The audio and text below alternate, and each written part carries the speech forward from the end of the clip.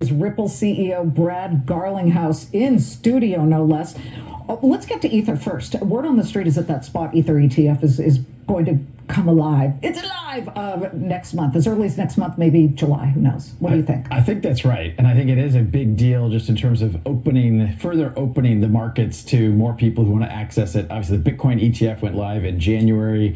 And you saw 10 billion. I mean, it took, I think, 2 months to reach the same level it took gold's ETF to reach over like a year. So the interest in this space remains very, very high. And I think the ETH ETF will do extremely well. What do you think is behind the SEC becoming, let's just call it more pragmatic about cryptocurrency ETFs and the approval process? Well, I think the first thing is they've lost a lot in court. And so, they really got dragged kicking and screaming across the line to get the Bitcoin ETF live. And I think they realized that if they were going to drag their feet and fight around the ETH ETF, that likely the same outcome was going to happen. And I mean, it's frustrating that we have to go through the courts to get those positive outcomes. The United States should be investing in these technologies. We should be embracing these from a job creation, from a technical innovation. And unfortunately, this SEC has been fighting it every step of the way. I've known you for, 7 years now, and back then, y'all didn't have that loud a voice. For sure. It feels like you do now.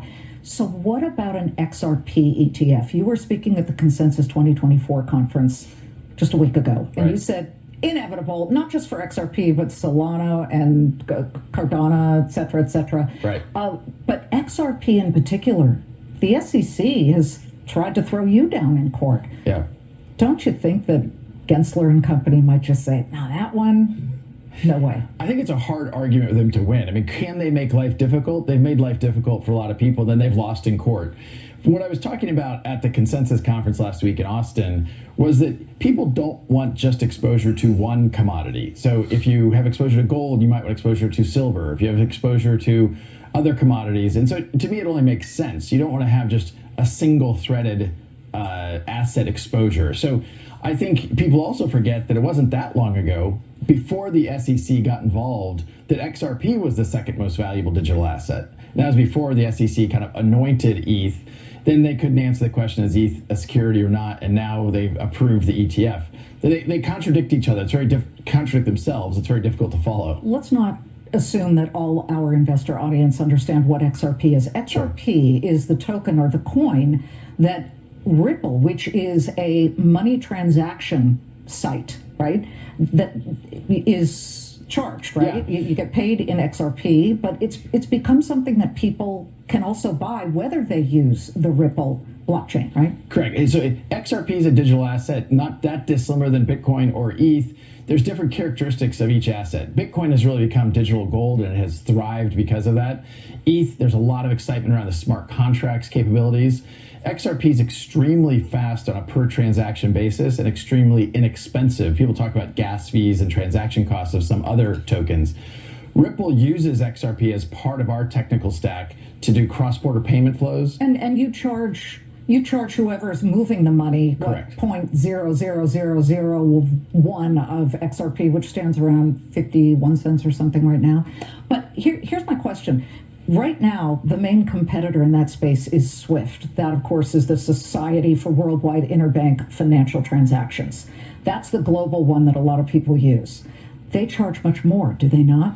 Yeah, they really are the dominant. I mean, SWIFT has been around for, 50, 60 years. And the frustrating part for all of us as users of SWIFT is that it really hasn't changed in 50 or 60 years. The architecture of how it works, it means it's slow, it's expensive, and frankly, it's quite error prone. Some studies have shown that about 6% of all SWIFT attempts to wire a SWIFT transaction end up in errors that bounce back, and then it takes days to get it back. What about you guys? Well, an XRP transaction and a payment flow for us is really real time. It's instant, it's cross-border, and the really powerful thing for a lot of our customers is they don't have to pre-fund accounts, because our customers are financial institutions. And the way Swift works is you're pre-funding, you have dormant capital sitting in other banks around the world. Using XRP, using RippleNet, our payments network, you don't have to pre-fund.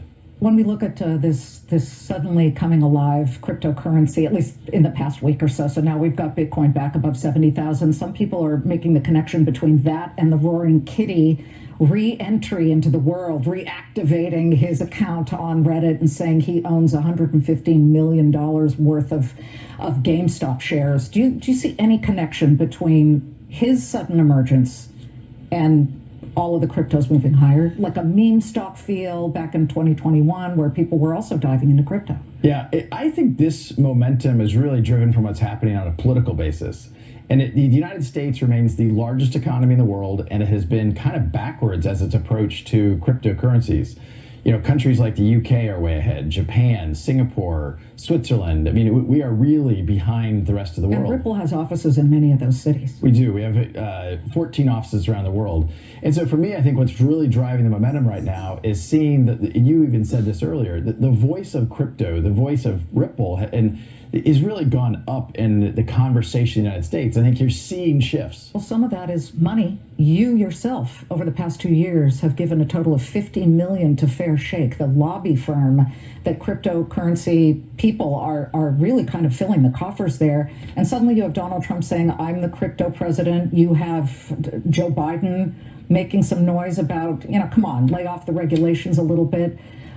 You guys suddenly have a voice. You're the kitten that roared in a way. Yeah. So I think it's less about the roaring kitten and more about, hey, you're seeing some of the political machinery in the United States move and act. And look, we haven't yet seen the Biden administration. They've said some things, but they haven't followed this up with actions. You have seen Trump make this part of his campaign. I think it's incredibly smart and incredibly strategic. This is a topic that has a lot of passionate people. Mm-hmm. And this is an excitement and enthusiasm. They're pro-innovation, pro these technologies, and know that they can be used in ways to protect consumers all at the same time.